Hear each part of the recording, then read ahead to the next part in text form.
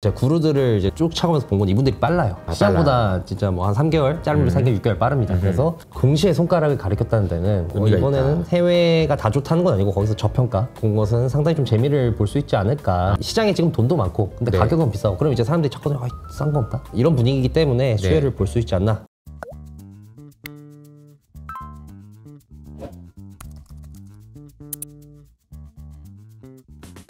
안녕하세요, 이호석입니다. 오늘은 에릭과 함께합니다. 안녕하세요. 안녕하십니까.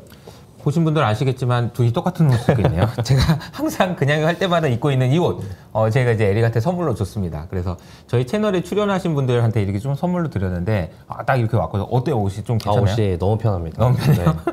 저도 지금 거의 겨울 내내 이 옷만 입고 있는데 아무튼 좀 저희 이 옷에 써 있는 이 문구 있잖아요. 인테그리티.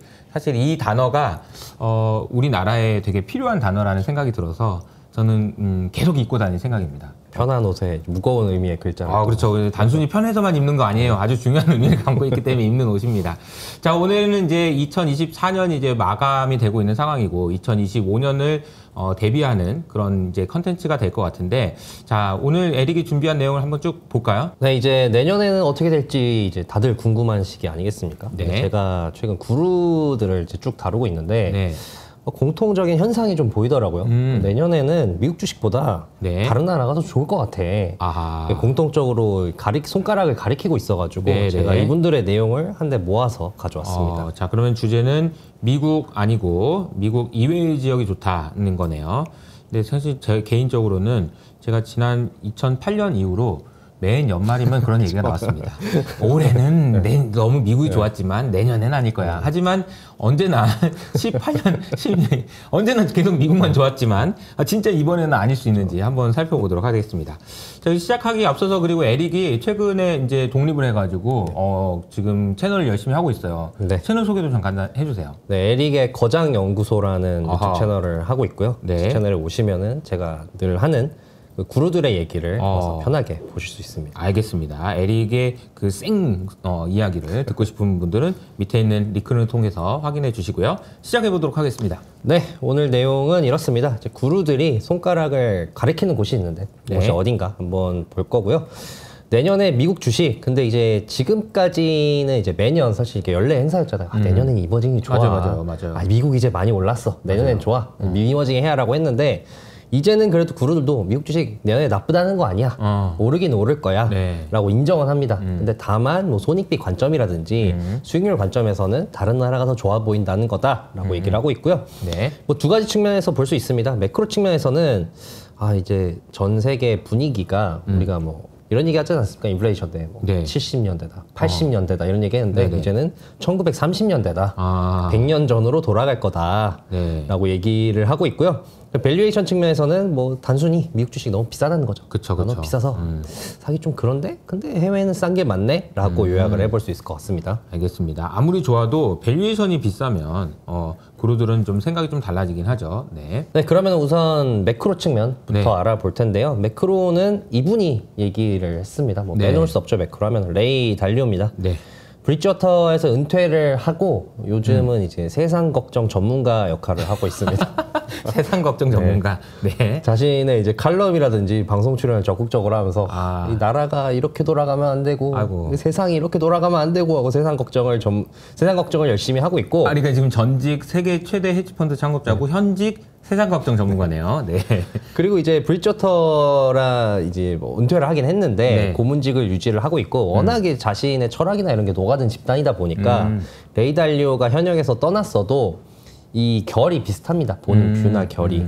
그래서 이건 거에 대한 비판이 있긴 했거든요. 이럴 거면 인퇴 왜 했어? 둘이 하는 얘기가 똑같을 거면. 그래서 그래도 이제 그걸 좀 의식을 했는지 둘이 좀 거리두기를 하고 있다. 라고 보시면 되겠습니다. 근데 이제 제가 이거는 좀 여담이긴 한데 이런 얘기가 있죠. 제가 이제 그 대학원 때 열심히 이제 공부를 하다 보면 이런 농담이 있습니다. 이건 좀 농담인데 좀 여담인데 좀 들어주시면 그 코끼리를 냉장고에 넣는 방법에 대한 이야기가 있거든요. 코끼리를 냉장고에 어떻게 넣어? 뭐 이러면 이렇게 생각하잖아요. 근데 이제 문을 세 단계가 있어요. 첫 번째 문을 연다. 코끼리를 넣는다. 그리고 문을 닫는다. 이런 이제 농담적으로 하는 얘기가 있거든요. 근데 이제 그 대학 교수님들한테 물어보면 이렇게 대답하죠. 대학원한테 시킨다. 대학원생한테 시킨다. 그러면 해준다. 그래서 이렇게 얘기하다 보면 대학원생들이 진짜 그 교수님을 엄청 욕해요. 엄청 욕하고 너무 심하다 뭐 이러면서 막 욕을 하잖아요. 그리고 나서 이제 박사학위를 받고 이제 교수가 되면 똑같이 합니다. 똑같이 정확하게 똑같이 이 얘기도 마찬가지인 거죠. 레이 달리오가 있는 동안에는 레이 달리오 욕을 그대로 했겠지만 레이 달리오가 떠난 이후에도 똑같이 한다는 거죠. 이거 갑자기 생각이 나서 너무 재밌네요. 네. 네, 레이 달리오의 얘기는 이제 앞서 1930년대로 돌아간다. 네. 100년 전. 왜 100년 전이야? 네. 라는데 앞서서 뭐 1930년대가 그러면 어떤 시대였는지 알아야 되지 않겠습니까? 네. 1930년대는 제 생각에는 거의 인류사에서 가장 불운한 10년대 중 하나 아니었나 그런 생각이 드는데요. 이제 1930년대 스타트를 대공황으로 끊었고요. 1930년대 마무리가 세계 2차 대전이었습니다. 와, 최악이네. 대공황으로 시작해서 2차 세계대전으로 끝난 시대였다라고 보시면 되겠습니다. 그때로 돌아간다는 거예요, 지금? 네. 참 세상 걱정할 만하네요. 네. 그럼 왜 1930년대냐? 공통점이 있다는 거죠, 그 시대랑. 우선 국가주의의 기환을 꼽았습니다. 이때 당시 1930년대 이제 2차 세계대전이 일어나기 전에 각국에서 이 국가주의가 득세하지 않았습니까? 유럽에서 파시스트들이 득세하고 일본에서 군국주의가 득세하고 이랬는데 맞아요. 지금도 비슷하다는 거죠. 아하. 지금 아메리카 퍼스트를 외치면서 트럼프가 당선이 됐는데 달리오가 볼 때는 트럼프 당선은 이게 어떤 흐름의 시작이 아니라 그냥 그 흐름의 하나다. 흐름을 가속화시키는 거다. 그러니까 이미 유럽에서 국가주의가 득세를 했고 미국에서도 그게 현상이 나타나기 시작한 거다. 그래서 이 국가주의의 기환이라는 게 1930년대와 비슷하다라고 얘기를 했습니다. 네. 그러니까 전 세계적으로 이런 현상이 일어나고 있다는 거죠. 네. 네.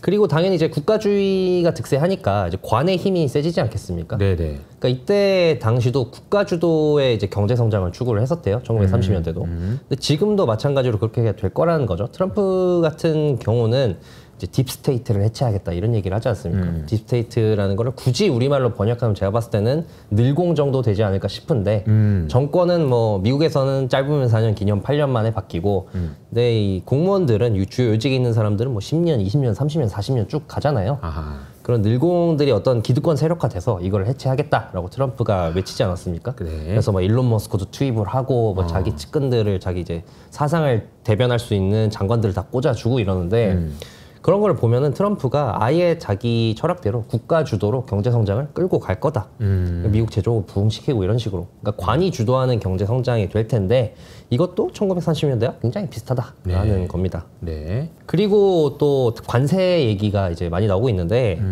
1930년대도 관세 전쟁이 벌어졌던 시기라는 거죠. 이제 미국에서는 이제 스무트 할리 관세법이라고 이게 또 대공황의 원인이 되었다라고도 지적받는 법 중에 하나거든요. 네. 근데 당시 미국이 관세 올리니까 다른 나라들도 다 같이 관세 올렸습니다. 관세 전쟁이 벌어졌는데 이번에도 트럼프가 관세 올리면은 얻어맞고 가만히 있겠냐?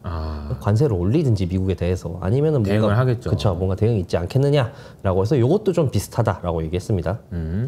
그래서 이제 1930년대처럼 미국이 국가주의를 내세우면서 고립주의로 갈 텐데 근데 사람들이 오해하는 게 있다. 이 고립주의가 미국은 세계에서 어떤 일이 일어나는지 난 관심 없고 관심 끄겠다. 라는 고립주의가 아니라 이건 미국식 고립주의다.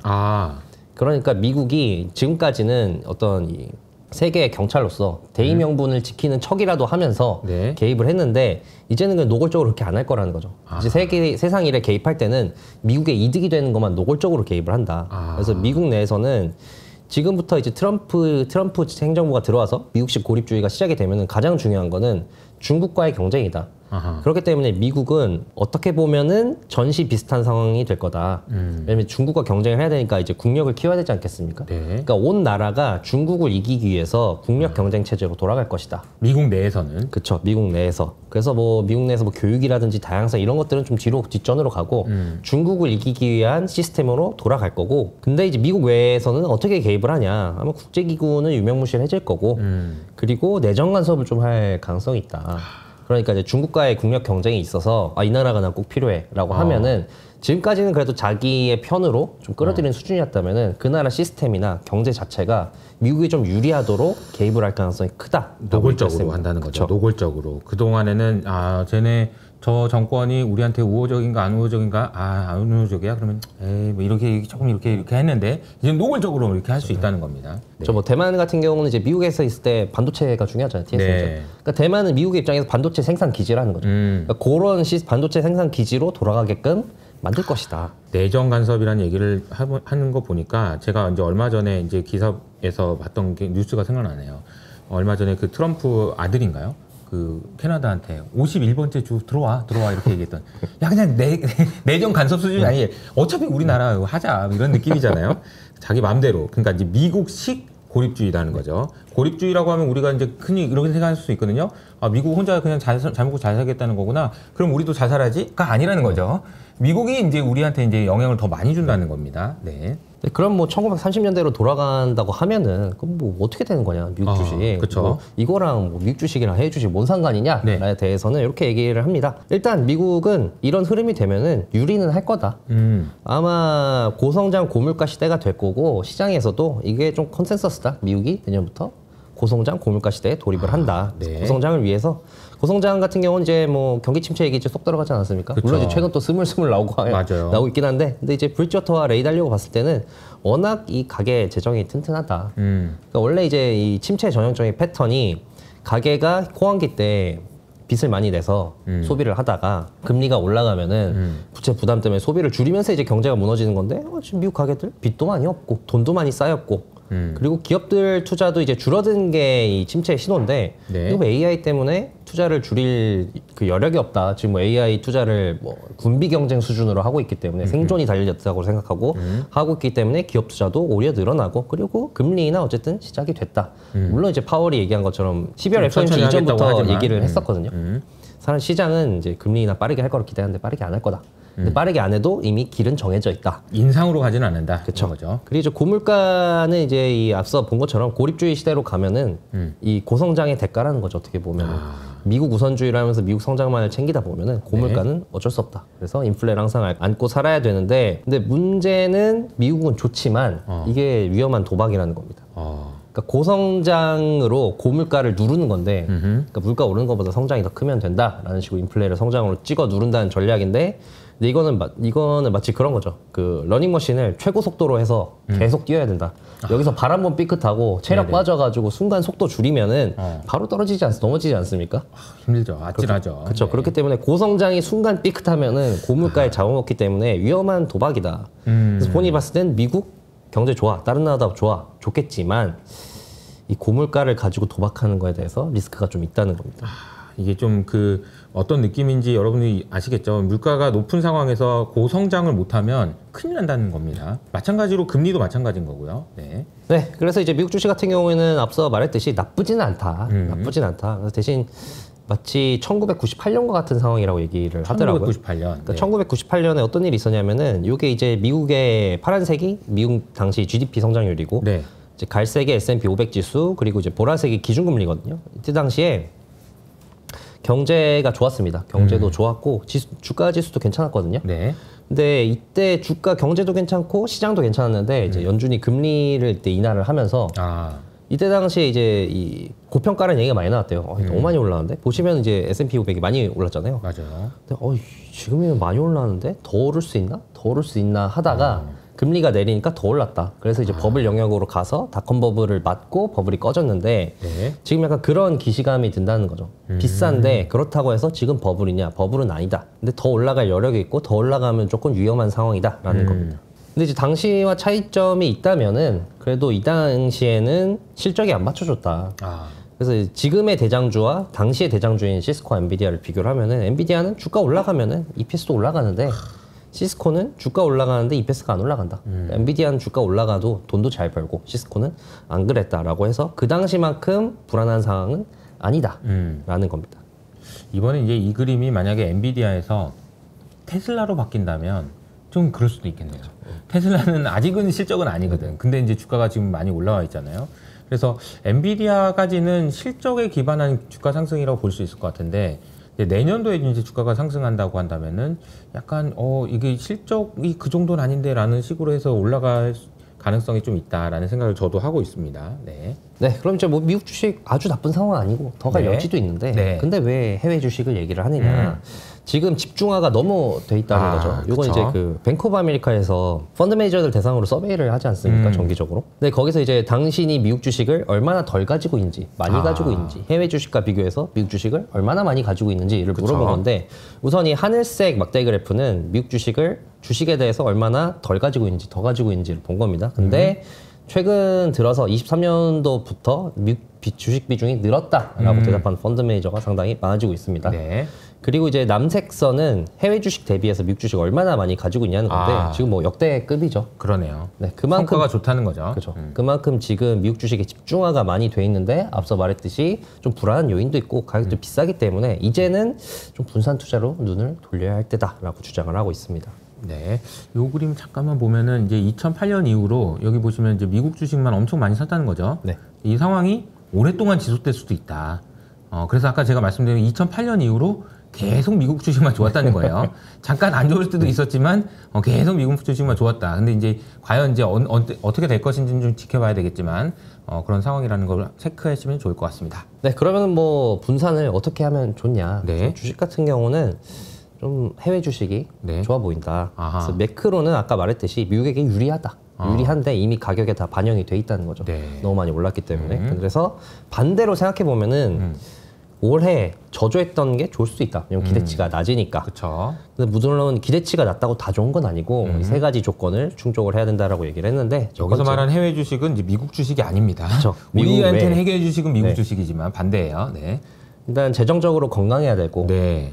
그 이제 이 고립주의 때문에 미중 갈등이 본격화되니까 네. 이 세계 긴장도가 올라가지 않겠습니까? 네. 당연히 무역도 타격을 입을 거고 탈세계 흐름으로 가니까 그러니까 그 흐름에서 조금 덜 영향을 받을 수 있게 내수가 튼튼하고 그리고 중립국인 곳이어야 된다. 그러니까 미국 편도 아니고 중국 편도 아니라서 한쪽이 우세하거나 이럴 때 노골적으로 피해보거나 그런 국가면 안 된다. 그러니까 미국, 중국 모두 중립지대에 있어서 미중 갈등에서 좀 벗어난 그런 나라들이 좋다라고 얘기를 했고요. 네. 요즘 뭐 글로벌 사우스 얘기 많이 하지 않습니까? 네, 그래서 네. 레이달료는 글로벌 사우스를 얘기를 하면서 레이달료는 친중이나 중국이라는 얘기가 많은데 네. 레이달료는 정작 22년부터 중국보다 인도를 계속해서 밀고 있습니다. 그래서 22년부터 계속해서 민 인도와 그리고 아세안 국가들, 일부 중동 국가들도 굉장히 좋을 것이다라고 보고 있습니다. 그러니까 신흥국 중에서 다 좋은 건 아니고 재정적으로 문제가 없고 내수가 좋고 중립국인 곳 네.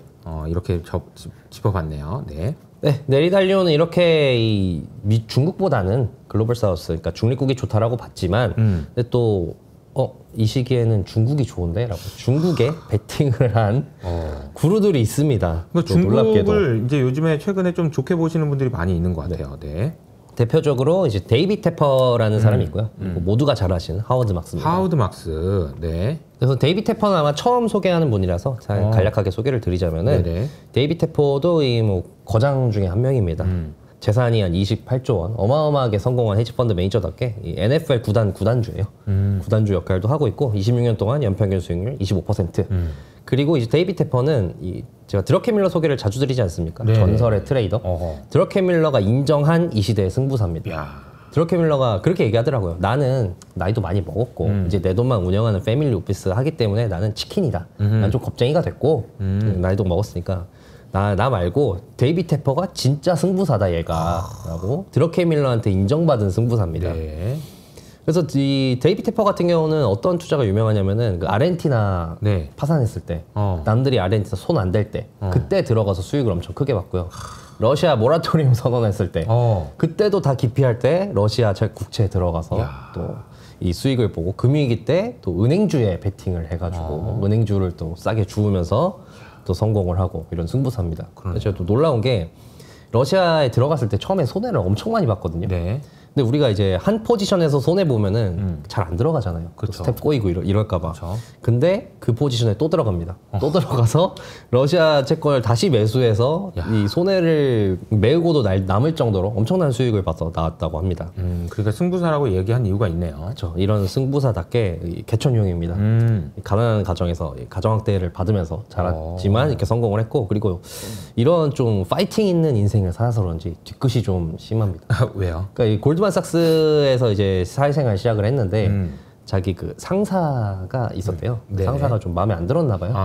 그래서 그 상사의 전 부인한테 엄청나게 투자를 많이 해주고 그리고 이제 자기 이제 동기 중에서 내가 얘보다 잘하는데 얘가 사내 정치를 잘해서 나를 제끼고 승진한 애가 있었는데 나중에 독립해서 이제 부자가 되니까 그 사람 집을 사가지고 그 집을 다 허물고 2배 더 크게 지었다고 합니다. 그만큼 뒤끝도 대단한 분이다. 그러네요. 될 것 같고요. 네, 하워드 막스는 뭐 너무 유명하죠. 다들 소개할 건 없습니다만 하워드 막스 하면 또 메모도 유명하죠. 신중한 걸로 유명하거든요. 업력이 50년이 넘었습니다만 콜을 5번밖에 안 하지 않았습니까? 근데 지금 뭐 중국 콜이라고 하기는 좀 그렇습니다만 이 하워드 막스가 평소에 얘기하는 거에 비해서는 좀 확신이 굉장히 좀 있다. 중국 투자에 대해서. 그래서 이거를 올해 초 중순부터 꾸준하게 얘기를 하고 있더라고요. 중국이 좋다고. 그래서 상당히 좀 주목할 만한 이야기를 이 두 분의 이야기를 통해서 한번 들어보도록 하겠습니다. 우선 데이비 테퍼 같은 경우는 나는 9월 FOMC 끝나고 다음날 미국 주식을 산 게 아니라 중국 주식을 닥친 대로 다 샀다. 그리고 뭐 어떤 그런 섹터 어떤 종목 샀냐 그러니까 나는 그냥 섹터 종목 아니고 그냥 이름이 중국 이름 다 샀다. 그래서 그 중국 지금 미중 갈등 있고 이런데 불안하지 않냐. 리스크 헤지 어떻게 하냐. 중국이라는 시스템도 못 믿는데 이거에 대해서 I don't care. 나 헤지 같은 거 안 한다. 라고 하면서 나 완전히 승부 걸었다라고 얘기를 했습니다. 승부사가 승부를 걸었습니다. 그래서 실제로 이 3분기 최근에 나온 설트네프를 보면은 가장 많이 매수한 게 이제 핀더더랑 징동닷컴입니다. 그리고 뒤에도 말씀드리겠지만 에너지 기업도 좀 매수를 했거든요. 전력가스 기업들. 이것도 이제 베팅을 했고 그리고 이 미국 주식 빅테크 위주로 많이 팔았습니다. 그래서 본인 말대로 실천을 한 모습이고 그러면은 뭐 이렇게 중국에 꽂혀가지고 부양책하는 건 알겠는데 이렇게 베팅을 하냐라고 하니까 그럼 중국 경제 좋아질 거라고 보는 거냐 이거에 대해서는 모른다. 좋아질 수도 있고 안 좋아질 수도 있는데 좋아질 것 같긴 해. 근데 중요한 거는 시장에 그냥 유동성을 투입한다는 거야. 이게 나라에서 뭐 이 자사주 매입하고 은행에서 뭐 하고 직접적으로 지금 주식시장에 돈을 때려부은다고 선언을 하지 않았습니까? 그렇죠. 그러니까 이런 거는 뭐 놓칠 수 없는 기회다. 중국이 앞으로도 계속해서 돈을 불어넣을 거라고 보기 때문에 시장에 그래서 들어간 거고 또 그렇게 그런 관점에서 보면은 미중 갈등은 국제적 문제, 국외의 문제이기 때문에 중국이 직접 시장에 돈을 투입하는 거에 영향을 주지 못한다. 그래서 미중 갈등 같은 경우는 나는 큰 리스크로 보지 않는다라고 얘기를 했고요. 그리고 또 결정적인 이유 중에 하나는 이 당시에 9월 FOMC가 끝나고 이렇게 얘기를 했거든요. 속도 조절이 있을 거다. 파월이 말한 만큼 금리를 시원시원하게 안 내리겠지만 속도 조절이 있을 거다. 근데 전 세계적인 완화의 흐름은 시작이 됐다는 거죠. 미국으로부터 해가지고 내년부터 이제 본격적으로 전 세계적으로 완화의 흐름이 시작이 됐기 때문에 이 흐름에 나는 베팅을 한 거다라고 얘기를 했습니다. 그러면 뭐 미국 주식은 어떻게 보냐? 그래서 아까 봐도 이제 빅테크 위주로 많이 팔지 않았습니까? 달리오랑 의견이 비슷합니다. 아까 이제 1998년을 말씀드렸는데 자기도 이제 1998년 같다. 더 올라갈 수는 있는데 지금 많이 비싼 상태다. 맞아요. 상황도 괜찮지만. 그래서 손익비 관점에서 봤을 때 좋은 자리가 아니다. 올라가면 뭐 올라가겠지만 내려가면 손해가 너무 큰 것 같고 리스크도 있고 그러면은 숏을 칠 거냐에 대해서는 숏 치기엔 지금 시장에 돈이 너무 많다. 하락하면 바로바로 끌어올리고 이렇기 때문에 돈이 많아서 숏 치기도 애매하다. 그래서 나는 좀 비중을 정리하는 대로 대응을 했다라고 얘기했는데 이분이 승부사답게 엔비디아에 또 승부를 걸어가지고 거의 5배 가까이 먹고 나왔거든요. 근데 이것도 그냥 그 포트폴리오에서 가장 비중이 높은 게 엔비디아였습니다. 근데 지금은 90% 가까이 정리를 했거든요. 정리한 이유에 대해서 마찬가지로 고평가인 것도 있고 근데 엔비디아가 그럼 안 좋을 거라고 보냐? 난 좋을 거라고 본다. 24년도 좋고 내년도 엔비디아가 좋은데 근데 26년부터는 엔비디아가 좋을지 모르겠다. 지금 AI 수요를 뒷받침해주기 위해서는 엔비디아의 칩 수요를 끌고 가기 위해서는 새로운 AI 모델이 나오고 이래야 되는데 뭐 내가 여러 가지 의견을 들었다. 갑론을박하는 걸 들었는데 나는 그거에 대해서 잘 모르겠다. 어떤 거에 확신이 있어서 베팅하기는 힘들기 때문에 5배 먹을 만큼 먹었고 중국에 베팅했기 때문에 엔비디아는 정리하고 나왔다라고 얘기를 했습니다. 항상 이런 분들이 이제 하신 얘기 중에 이제 잘 들어야 되는 게 아니 뭐 좋을 거다. 하지만 난 줄인다. 안 좋다는 얘기예요. 그러니까 이거는 그러니까 좋을 거라고 생각하지만 팔 수 있는 용기 이런 것도 사실 굉장히 좀 의미 있는 거 아닌가. 그러니까 주가가 더 빠질 것 같긴 한데 난 지금부터는 살 거야. 이런 이제 이야기잖아요. 그러니까 말 들어보면은 되게 이율배반적이고 저게 뭐야라고 생각할 수 있지만 투자를 잘하시는 분들의 공통적인 성향인 것 같아요. 그래서 이제 여러분들도 생각하실 때 좋으면 무조건 좋아 그래서 그러다가 부러져요. 그러면 그렇지 하지 말고 좋은데 난 좀 줄여봐. 아니면 안 좋은데 난 좀 사봐. 이런 것들도 해보실 필요가 있는 것 같아요. 그럼 미국 주식은 아예 접었냐에 대해서 나는 그래도 미장에서 산 주식 있다. 아까 앞서 봤듯이 이제 중국 주식 외에도 이 천연가스 베이스의 에너지 기업 주식을 많이 매수를 했거든요. 이거에 대해서는 난 AI 관련해서 에너지 주식은 굉장히 좋아 보인다. 네. 이제 데이터 센터에 폭증하는 이제 전력량을 대응하기 위해서는 천연가스를 쓸 수밖에 없다. 네. 원자력도 할 수밖에 없고. 네. 그래서 자기가 이제 뭐 공화당이고 민주당이고 주지사들을 다 만나고 다녔는데 양당에서 모두 원자력 발전을 멈출 생각이 없다. 그래서 이건 초당적인 의제이기 때문에 나는 에너지에는 미국 에너지 기업에는 베팅을 했고, 그 외에는 뭐 LVS나 WIN 같이 윈 같이 그 카지노 기업들, 호텔 기업들, 이런 기업들 같은 경우에는 중국의 수혜를 좀 받을 수 있다. 특히 LBS 같은 경우에는 이제 미국 기업입니다만, 네. 미국에 상장돼 있습니다만 이제 주로 호텔이나 이런 것들이 동남아 이런 데 많거든요. 그렇기 때문에 중국 지금 부양책을 하고 있게 하니까 중국 여행 수요나 이런 게 살아나면은 혜택을 많이 받을 것 같아서 난 또 LBS도 샀다라고 얘기를 했습니다. 네, 그럼 다음은 이제 하워드 막스입니다. 하워드 막스 같은 경우는 아까 말씀하신 이율 배반적인 상황 있지 않습니까? 그쵸. 좋은데 팔았다. 그 이유를 이렇게 한마디로 얘기를 하더라고. 좋은 매수를 하면은 네. 매도가 편하다. 근데 지금은 좋은 매수 자리가 아니기 때문에 펀더멘털과 무관하게 비싸서 아리까리한 거야. 미국 주식이 비싸서. 뭐 미국 경제 좋고 미국 주식 좋은데 다 안다. 나도. 내년에 미국 경제 좋을 것 같다. 근데 가격이 비싸다. 난 가격이 비싸면 안 산다. 그럼 그렇다고 지금 미국 주식을 정리해야 되냐? 정리는 아니라는 거죠. 본인은 고평가 영역으로 가면 정리를 하는데 지금은 고평가는 아니다. 왜냐하면 펀더멘탈도 좋고 가격도 올라갔기 때문에 고평가는 아니라서 미국 주식을 정리는 안 하지만 네. 또 가격이 비싸서 방어적으로 접근 중이다. 라고 얘기를 했습니다. 제가 최근에 이제 저희 채널에 계신 분들한테 이제 말씀드리고 있는 얘기 중에 하나가 셀 스마트거든요. 좀 팔긴 파는데 좀 스마트하게 잘 팔아야 된다. 이게 이제 사실 여기에 해당되는 얘기가 아닌가 싶어요. 그래서 내년도에 이제 미국 주식이 좋을 거라고 다들 이제 생각하고 있고 저도 그렇게 생각하게 하는데 그럼에도 불구하고 우리가 가져야 되는 자세는 셀 스마트가 아닐까.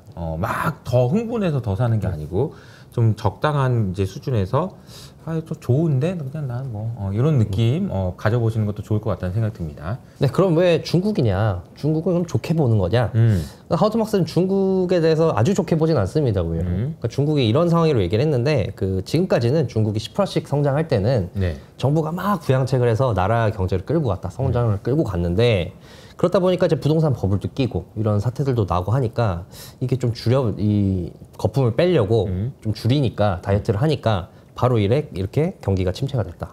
그래서 지금 중국 입장에서는 그러면 어느 정도 부양을 하는 게 버블도 안 생기고 적절한 수준인지 그 균형점을 찾아가는 상황이라고 볼 수 있다라고 네. 얘기를 하면서 근데 이 문제가 상당히 어렵다. 균형점을 찾는 문제는 어렵고 시간도 많이 걸릴 것이다. 그러니까 네. 중국 상황이 드라마틱하게 갑자기 좋아지진 않을 것이다 라고 본 거죠. 그러면은 뭐 중국 상황 안 좋게 보는데 미국 경제는 좋다고 하고 그럼 중국 왜 산 거야? 에 대해서는 좋은 기업의 비싼 주식보다는 나쁜 기업의 싼 주식이 낫다는 겁니다. 그러니까 미국이 굉장히 좋아 튼튼한데 S&P 500 이거 뭐 위에 S&P 500 PER입니다만 PER 보면은 지금 역사적으로 봤을 때 상당히 비싼 구간이다. 그래서 근데 반면 중국은 경제 상황이 안 좋지만 지금 가격을 보면 싼 상황이다. 그렇기 때문에 나는 좋은 기업을 비싼 돈 주고 사는 것보다 나쁜 기업을 싼 가격에 사는 게 더 낫다고 보기 때문에 아까 말씀드린 사실 셀스마트와 좀 이 맥락이 있는 내용이죠. 그러네요. 그래서 나는 나쁜 기업의 싼 주식이라고 중국을 생각하기 때문에 매수를 한 거다라고 얘기했습니다.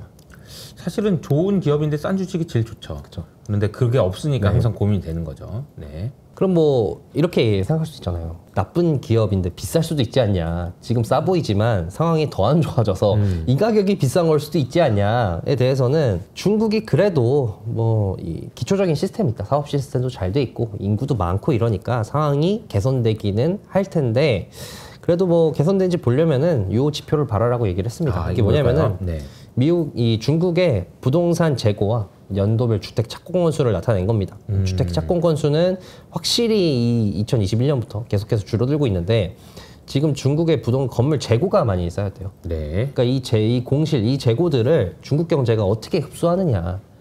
이게 흡수하느냐에 따라서 중국 경제가 좋아지냐 안 좋아지냐의 가늠자 역할을 할 것이다라고 봤습니다.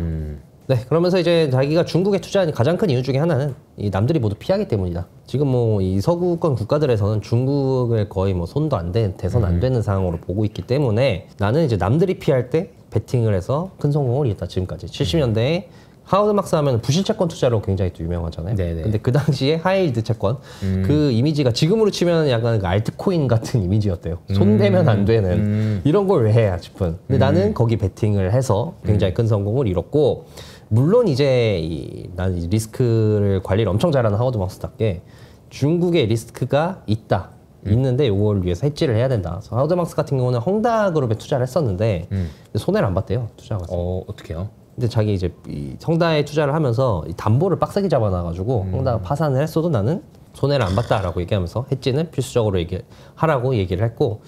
철미하신 분이네요. 그럼 뭐 중국에서 어떤 섹터 쪽에 어느 곳에 관심이 있냐라고 했을 때는 뭐 부동산이나 제조나 소매, IT처럼 사람들이 기피하는 섹터, 이 섹터에 기회가 있다라고 본다라고 얘기했습니다. 역시 뭔가 하워드 막스다운 그런 대답인 것 같습니다. 자, 그러면 다음 그 주제는 뭘까요? 네, 다음은 이제 중국 얘기 많이 하지 않았습니까? 네, 중국 얘기했으니까 우리가 아니라. 지금 이야기가 미국 말고 다른 지역 이야기 할 때 이제 어떤 중국 이야기를 먼저 한 거예요.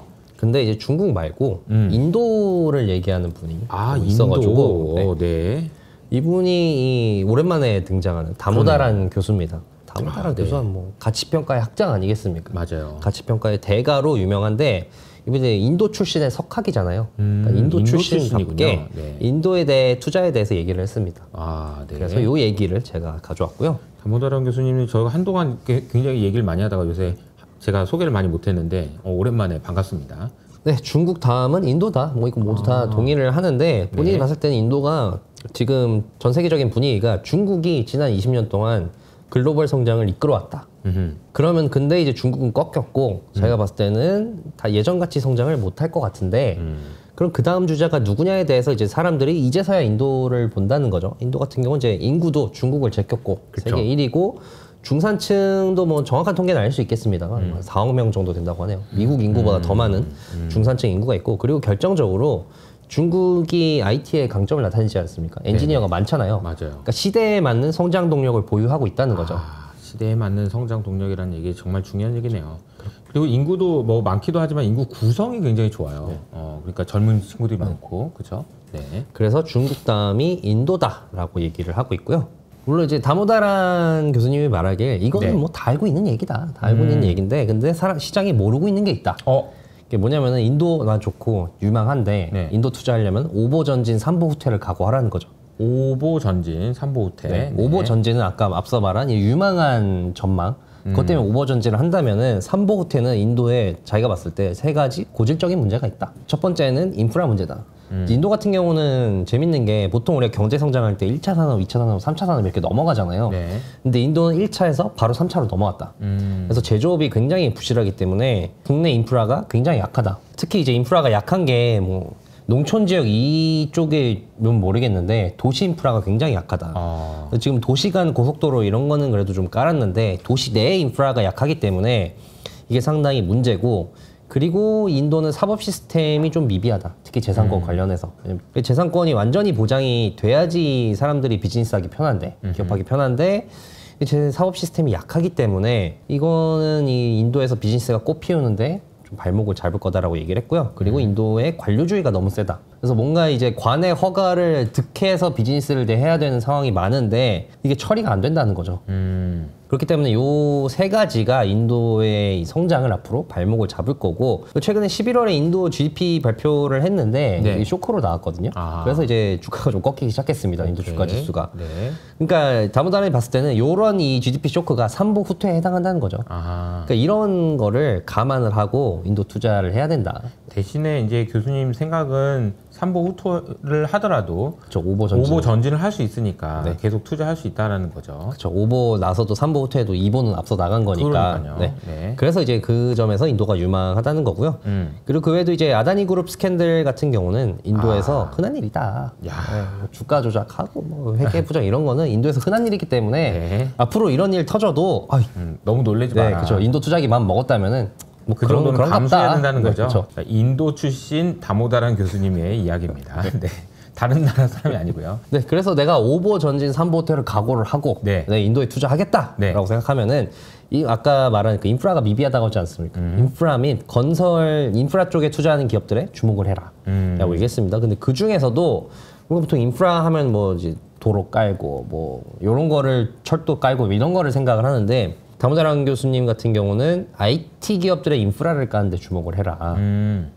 그러니까 인도의 IT 기업들이 일종의 지금 레짐 체인지가 일어나고 있다라고 얘기를 하고 있습니다. 그러니까 뭐냐면은 예전에는 인도 IT 기업, 인도 IT 하면은 그러니까 미국이나 이런 데서 코딩 외주를 주면은 외주 코딩을 해주는 그런 아웃소싱 업체였는데 최근 들어서 인도의 조마토라든지 이런 기업들이 나오면서 자체적인 플랫폼이나 자체적인 서비스를 만드는 그러니까 우리가 흔히들 생각하는 실리콘밸리의 IT 기업 같은 기업들이 나오고 있다. 그러니까 인도의 IT 기업의 성질이 바뀌고 있고 근데 이런 인도의 IT 기업들이 쓰는 인프라가 한 기업이 지금 독점을 하고 있다는 거죠. 릴라이언스 그룹이라고 이 기업이 이제 통신망도 깔고 굉장히 또 저가 스마트폰을 출시를 하면서 인도의 IT 인프라를 깔고 있는데 다모다란 교수가 이렇게 얘기를 하더라고요. 인도의 IT 기업들은 이 릴라이언스 그룹한테 시가총액의 20% 줘야 된다. 그만큼 이 릴라이언스 그룹의 인프라에 엄청나게 의지를 하고 있기 때문에 인도의 IT 산업이 이제 더 이상 이제 자기가 봤을 때 이제부터 더 크게 성장을 할 텐데 꽃을 피울 텐데 네네. 그러면 그럴수록 이 인프라를 깐 릴라이언스 그룹은 더 수혜를 받을 것이다. 그냥 판을 깔아놓은 거니까. 그렇죠. 네. 그래서 릴라이언스 그룹을 굉장히 좋게 봤고요. 그러면은 뭐 본인은 투자하냐라고 물었을 때 나는 굉장히 좋게 보지만 안 한다라고 얘기했습니다. 근데 네. 안 한 이유가 아까 앞서 말한 아다니 그룹 얘기가 같듯이 인도 네. 기업들이 다 재벌 기업들잖아요. 우리나라로 치면 그쵸. 한 가족들이 하는 기업이기 때문에 이거 가족끼리 다 해먹는 거 나 주주로서 내가 뭐 반대 의견이 있으면 맞거나 이럴 수가 없다. 그래서 나는 이런 족벌 기업에 반대하기 때문에 투자 안 한 거다. 근데 다만 앞서 말한 인도의 성장성이라든지 릴라이언스 그룹의 인프라 간 이런 거 구조라든지 그런 거를 보면은 굉장히 좋아 보인다는 거죠. 시장 전체적으로 좋아 보이긴 하지만 구조가 마음에 안 든다는 거죠. 남 잘 되는 꼴은 못 보겠다. 약간 이런 심산도 좀 있는 것 같고요. 그리고 이제 본인 인도 외에는 또 어디가 좋아 보이냐고 했을 때 베트남을 얘기를 했습니다. 베트남 같은 경우는 이 미중 갈등이 본격화돼서 리쇼어링 한다, 뭐 니어쇼어링 한다 이러는데 근데 그거 다 미국이나 멕시코에 못 가져온다. 캐나다 이런 데 못 가져오고 결국에는 중국에서 나와서 중국 근방 어딘가에 배치를 해야 되는데 그게 아마 베트남이 될 거고 그 과정에서 베트남이 굉장히 또 수혜를 볼 거다라고 봤습니다. 네. 네, 그럼 지금까지 뭐 미국 주식은 별로고 중국과 인도 해외 주식이 좋을 거다라고 얘기를 했는데 반대 의견도 들어봐야 되지 않겠습니까? 네네 좋습니다. 오히려 미국이 좋고 네. 해외가 안 좋을 거다라고 얘기하는 사람이 있습니다. 네. 제가 이호석 아카데미에서도 많이 소개해드렸죠. 네. 채권 장인 레이시 헌트인데요. 제가 레이시 헌트 얘기를 할 때마다 계속 침체 얘기하지 않았습니까? 네, 침체 온다, 침체 온다라고 하다가 근데 최근 드디어 바꿨습니다. 뭐라고요? 최근 보니까 이제 경기 침체 언급을 안 하더라고요. 이게 저성장 정도로 끝날 것 같다. 네. 미국 경제 좋다라는 식으로 이제 최근 태세 전환을 하고 있습니다. 근데 침체를 지금까지 주장한 근거가 뭐냐? 뭐 근거가 뭔데 왜 바꿨냐? 왜 갑자기 미국만 좋고 딴 나라 안 좋을 거라고 한 거냐? 확 바뀌었네요 또. 그렇죠. 이거에 대해서는 뭐 지금까지 주장한 근거가 많습니다만 핵심은 이거거든요. 우리가 뭐 이제 교환 방정식 화폐 수량설이 있습니다만 이게 한마디로 정리하자면은 통화량, 그러니까 돈의 양 그리고 돈이 도는 속도, 화폐 유통 속도 요거의 곱이 이 물가와 거래량을 곱하면 이제 명목 GDP로 나오거든요. 그러니까 한마디로 돈의 양과 돈이 도는 속도가 경제 성장을 좌우한다는 겁니다. 그래서 지금 봤을 때는 연준이 금리를 오른 이후로 밑에 보시면 통화량이 급격하게 떨어졌죠. 네. 근데 반대로 유통 속도는 올랐습니다. 요거에 대해서는 이제 이 레이시언트 같은 경우는 유통 속도가 뭐 보복 소비 이런 것 때문에 돈이 도는 속도가 빨라져서 오른 거지 앞으로 이것도 떨어질 것이다. 급격하게 떨어질 것이다라고 봤기 때문에 미국 경제가 안 좋을 거라고 봤는데 네. 이제 쉽게 안 떨어지고 있지 않습니까? 그래서 이제 의견을 좀 바꾼 감이 있는데 그래서 본인이 이렇게 얘기를 합니다. 이 미국 경제가 좋고 다른 나라에 안 좋은 이유는 게임의 규칙을 보면 된다. 이 게임의 규칙이 뭐냐면은 결국에 앞서 말했듯이 돈의 양과 돈이 도는 속도가 경제 성장을 좌우하는데 단순히 경제 성장뿐이 아니라 물가, 실업률 이런 것까지 다 좌우를 한다는 거죠. 그래서 1971년 이전에는 근본이제지 않았습니까? 그러니까 금의 총량이 경제가 전체적으로 어떻게 될지를 결정을 했다. 근데 71년 이후 이제 닉슨 쇼크 이후에는 달러가 다 결정한다. 그러니까 전 세계 달러가 얼마나 많고 얼마나 없고가 뭐 경기 좋고 안 좋고 물가 높고 낮고 실업률 높고 낮고 이런 걸 다 결정한다. 그래서 달러가 얼마나 있느냐가 이제 게임의 룰인데 그럼 지금 전 세계 달러가 얼마나 있냐 하고 전 세계 이제 달러 통화량 한번 보니까 달러 유동성을 보니까 급격하게 줄어들었다는 거죠. 그러네요. 그죠. 급격하게 줄어들었는데 그럼 뭐 안 좋다는 거 아니야? 갑자기 뭐 미국 경제 왜 좋다는 건데? 그에 대해서는 이렇게 얘기를 합니다. 그러니까 미국 경제는 좀 특수하다는 거죠. 한마디로. 미국 경제는 이런 통화량 줄고 느는 거에 대해서 많이 타격을 안 받는다. 지금까지 보니까 굉장히 둔감한 거를 보여줬고, 그리고 이 그래프가 뭐냐면은 이제 통화량이 갑자기 늘고 줄고가 중요한 게 아니라 기준이 있지 않습니까? 얼마 이상 늘어야 이제 인플레이션 물가가 오르고 경기가 좋아지는 거고, 얼마 이상 떨어져야 물가가 디플레이션이 오고 경기가 안 좋아지는 거고, 이런 게 있는데 이 본인이 봤을 때는 그 추세선이 있다는 거죠. 예전부터 쭉 추세선을 그어서 추세선을 상방 이탈하면은 이 경기가 좋아지고 물가 오르고, 그 아래로 떨어지면은 경기 안 좋아지고 물가 하락하고 이렇게 되는 건데, 그거를 기준으로 봤을 때 미국이 가장 덜 떨어졌다. 추세선에서 가장 덜 벗어났다. 다른 나라 국가들과 봤을 때. 그렇기 때문에 미국 경제가 다른 나라 경제보다 훨씬 더 양호하고, 그리고 본인이 해외를 안 좋게 보는 이유는 제가 빨간 박스로 친 부분이 최근 이 중국과 일본의 통화 유통 속도거든요. 한마디로 중국과 일본 내에서 돈이 얼마나 빠르게 도냐를 나타낸 건데, 레이션트는 통화 유통 이렇게 얘기를 합니다. 지금 일본과 중국이 경기를 살리기 위해서 돈을 풀고 있는데 결국 돈을 풀어도 돈이 안 돌면은 효과가 없다.